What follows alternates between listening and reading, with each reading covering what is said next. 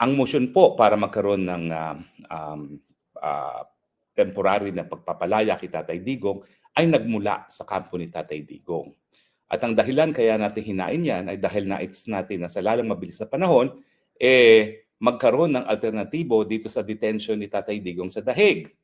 Now, alam ko naman na maraming dapat ayusin dyan at pangunahin dyan sinong bansa na tatanggap sa kanya.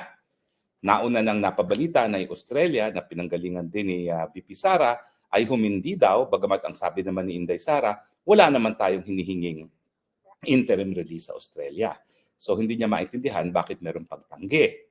Ngayon, papunta na naman si VP sa South Korea. Hindi ko alam kung siya ay makikipag-ugnayan sa mga otoridad doon para sa interim release.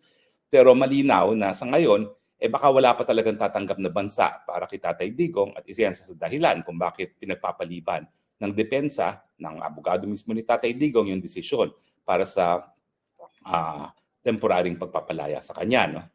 Well, uulitin ko lang po kung ano talaga ang track record ng ICC. Ang track record po, wala silang kahit sinong binigyan ng temporary liberty habang dinidinig, at least kung yung mga nasasakdal ng war crimes at crimes against humanity. Ang nabibigyan lang nila ng temporary release ay yung mga nasasakdal lamang dun sa mga tinatawag na crimes against administration of justice. Pamimeke ng mga testimonya, pananakot sa mga testigo, yun ang nabibigyan na panandaliang kalayaan. Pero pagdating sa core crimes, yung mga crimes against humanity at war crimes, wala silang nabibigyan. Siyempre, sinabi ko na nung minsan, na ulitin ko, hindi ito makatarungan. Kasi ang proseso sa ICC, nakakulong ka na, wala pang probable cause. Kasi yung probable cause, yan ay pagdedesisyonan pa lamang ng pre-trial chamber pagdating ng confirmation of charges. At pagdating naman kay Tatay Digong, abay, tinakda ang confirmation of charges, 6 na buwan matapos siyang makidnap. So yung 6 na buwan na siya nakakulong, papunta ng confirmation of charges, ay wala siyang kalayaan, and yet wala pa siyang kaso, ni wala pang probable cause. At sa Pilipinas nga, hindi naman po pwedeng makulong ang isang tao hanggang walang probable cause na nadesisyonan ng mga piskal matapos ang preliminary investigation. Pero dito po sa Dahig, yung preliminary investigation, hindi po para sa probable cause. Ito ay for good reasons lamang para mag-issue ng warrant of arrest. At doon pa sa confirmation of charges, malalaman kung may probable cause. Kaya sinasabi ko na hindi makatarungan ang siste sa ICC kasi nga po, wala pang probable cause, wala ring temporary release ang mga akusado. Hindi tama yun. Kung wala pang probable cause, dapat wala munang nakakulong. Dapat yan, bigyan sila lahat ng temporary liberty kasi wala pa namang probable cause laban sa kanila. No? Pero ang siste talaga, nasa lungat sa siste ng mga naunang UN tribunals for the former Yugoslavia at saka para sa Rwanda, itong ICC hindi nagbibigay ng provisional release. Kaya lang tayo maasa na mabibigyan si Tatay Digong ng panandaliang kalayaan ay dahil siya yung kauna-unahang 80 anyos na nasasakdal dito sa ICC na meron pang kung ano-anong mga sakit. No? At sa tingin ko, sapat na dahil naman yan para siya ay mabigyan ng temporary release. Pero ang abogado ngayon ni Tatay Digong nagsasabi mukhang hindi sapat na dahilan yung kanyang edad at saka yung kanyang kalusugan. At meron pa daw mga ebidensya, mga dokumento na inaantay na dapat ipresenta ng prosecution para madesisyon ng korte yung issue nga ng temporary release. Hindi ko alam kung ano yung mga dokumentong yan. Pero in the first place, tayo humingi niyan. Kampo ni Tatay Digong humingi. Bakit tayo rin na magiging dahilan para isang tabi ang desisyon dito sa temporary release? Well, syempre, isa lang ang naiisip ko, kaya ginawa ito ng mga abogado, na hindi mapagbibigyan ang temporary release na hiningi natin. Pero sinasabi ko naman talaga, ang track record ng ICC, hindi yan nagbibigay ng temporary release. So, hindi naman natin siya sisisihin kung hindi mabibigyan yan. Kasi, pag lumala rin ang mga health issues ni Tatay Digong, yung minsan na hindi napagbigyan ang temporary release, ay hindi naman po yan balakid para later on, kung mayroong mga bagong circumstance, mabigyan siya ng temporary release. Ang sinasabi ko lang, medyo nahehelo ako sa strategiya kung meron man yung depensa ni Tatay Digong kasi siya humingi, siya rin ang nagsabing huwag magdesisyon. Bakit pa nag-file kung ayaw mo namang madesisyonan at meron ka pang inaantay ng mga dokumento? It's as if Sinabi na ng depensa, o sige, wag niyo munang desisyonan yan. Diyan muna si Tatay Digong hanggang lumabas ang mga dokumentong inaantay namin. So, bakit mo pa pinaasa naman yung tao, no? Na pagkatapos niya mag-antay na more than 100 days na, ha? More than 100 days. 50 days bago nakasampa ng motion para ma-dismiss ang kaso on the basis of lack of jurisdiction.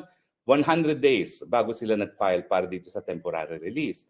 Eh bakit mo pa pinaasa yung aking Tatay Digong na magkakaroon ng temporary release after 100 days sa pagkakakulong kung in the end, sasabihin mo rin pala, wag mo munang desisyonan yan. It's as good as dapat hindi ka na nagsampa kung hindi mo rin naman gustong madesisyonan. Sa ngayon, dahil sa tingin mo, hindi mapagbibigyan. So yan po ay malungkot. Malungkot dahil ibig sabihin, mananatili na naman nakakulong si Tatay Digong na wala pang probable cause. Sinasabi ko sa inyo talaga, hindi katanggap-tanggap itong ganitong katagal na pre-trial detention. Bakit sinasabi kong pre-trial detention?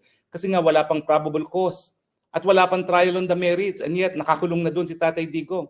At hindi gaya ng ibang mga preso na pwedeng bisitahin ng mga kaibigan, abay ang dalaw ni Tatay Digong ay tanging pamilya lamang. Bakit? Anong kinatatakot nila sa mga kaibigan ni Tatay Digong gaya ni Harry Roque? O, di ba? Eh, samantalang sa Muntinlupa, hindi naman family lang ang pwedeng bumisita. Meron pang pastor, meron mga pare, may mga kaibigan. Walang hadlang para siya bisitahin ng ibang tao dahil wala pa naman napapatunay ang pagkakasala ang Tatay Digong. Wala pa nga probable cause. Tapos, pagbabawalan yung bumisita ang hindi pamilya. Ewan ko ba kung ano nangyayari dito sa ICC na ito, pero hindi talaga makatarungan ng siste na wala pang probable cause, nakakulong ka na at napakatagal ng panahon na lumilipas dito nga sa tinatawag natin pre-trial detention na wala pang napapatunayang probable cause, kulong ng kulong na sa akusado. Hindi po makatarungan yan. Hapon po, nagkaroon ng pag-rally muli para hingin ng pagpapalaya ni Tatay Digong. Wala po ako doon dahil meron po akong kapatid na bumibisita at meron kaming galing po sa ibang bansa at meron kaming ginawa. Pero sa akin nga po, talaga pong ang remedyo para siya ay mapalaya, nakasalalay po yan sa legal na proseso at kung hindi po makukuha yan sa legal na proseso sa ICC, gumamit ng ibang legal na proseso. At yun naman aking minumungkahi na hindi na pagbibigyan ng pamilya. Nasa kanila po yan. Pamilya po sila. Hindi po tayo matitinag sa pagbibigay ng suhestyon, bagamat tao rin po, no, dumarating sa punto na parang ayaw mo na magbigay ng suhestyon kung talaga namang hindi ka napapakinggan. Pasensya na po, tao lang po. Yan po ang aking damdamin. No? At nag-iisip na nga po ako kung mas mabuti pa sigurong umuwi na ako ng Pilipinas at kahit papano, labanan ng Marcos administration sa loob ng kulungan. Kasi sa mga pangyayari po dito sa Tatay Digong sa dahig, hindi ko naman po maatim na panuurin lang si Tatay Digong habang nakakulong at walang nangyayari. Hindi po tayo nagkulang sa pagbibigay ng suhestyon, kaya lang po hindi po tayo ang nagdedesisyon para kay Tatay Digong. So, ganyan pong ka-frustrated ako at iniisip ko nga, siguro mas mabuting labanan na yung aking walang saysay na kaso sa Pilipinas at labanan si Marcos dyan sa Pilipinas muli. Dahil kayo namang mga Pilipino, ano ba yan? 2 taon na ako nagsasalita, nagwawakwak dyan sa Marcos ngayon na nagsasabi na wala nang dahilan para magpatuloy pang mamuno ang tao na wala sa tamang pag-iisip. Wala namang gumagalaw dyan sa Pilipinas. Hindi po krimen kung hihingin natin ang pagbibitiw ng isang presidenteng walang saysay. Ngayon po, papunta siya sa Estados Unidos. Hindi natin alam kung anong gagawin niya. Ang gusto po nila ay pumasok tayo sa hindi makatarungang trade agreement sa Amerika na hindi tayo papayag na magkaroon ng mas malayang kalakalan sa kahit anong bansa na hindi kakampi ng Amerika. Pipigilan po nila yung free trade natin sa bansang China samantalang ang pinakamalaking pinanggagalingan ng mga inaangkat nating mga produkto ay sa China. At kung mawawala ang mga taripa ng mga kalakal na binibili natin sa China, mas mumura po yan at magiging mas mabuti sa ating mga kababayan. And yet, isa yan sa hiningingay ng Amerika. Na huwag tayo papasok sa mga ganyang free trade agreement sa panig ng mga bansa na hindi sinusuportahan ng Amerika. Yung pagpasok naman natin sa free trade agreement po, yan ay resulta ng agreement sa panig ng ASEAN at hindi lang ng Pilipinas at ng China. So hindi po yan bilateral ng Philippines at China, yan po ay sa panig ng ASEAN at ng China. puntahan naman natin ang mga pangyayari dito sa impeachment ni VP Sara.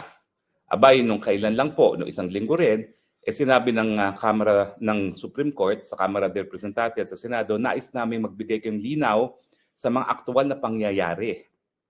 Pangunahin sa tanong ng Korte Suprema, lalong-lalo na sa Kamara de Representante, ganong katagal bago na-aksyonan ang tatlong naunang impeachment complaint?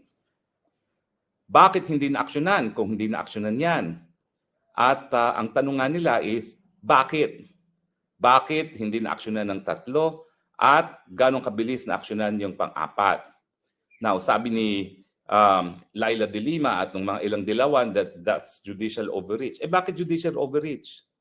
Di ba, sinasabi nila na kukwestiyonin nila yung hindi pagpayag ng Senado na mag-proceed kaagad sa trial at dahil marami rin mga senador na nagsasabi na dapat desisyonan muna yung mga special affirmative defenses ni VP Sara gaya ng hindi po pwede ma-carry over sa 20th Congress, ang impeachment complaint ng 19th Congress, at saka pang-apat na impeachment complaint ay prohibited ng saligang batas.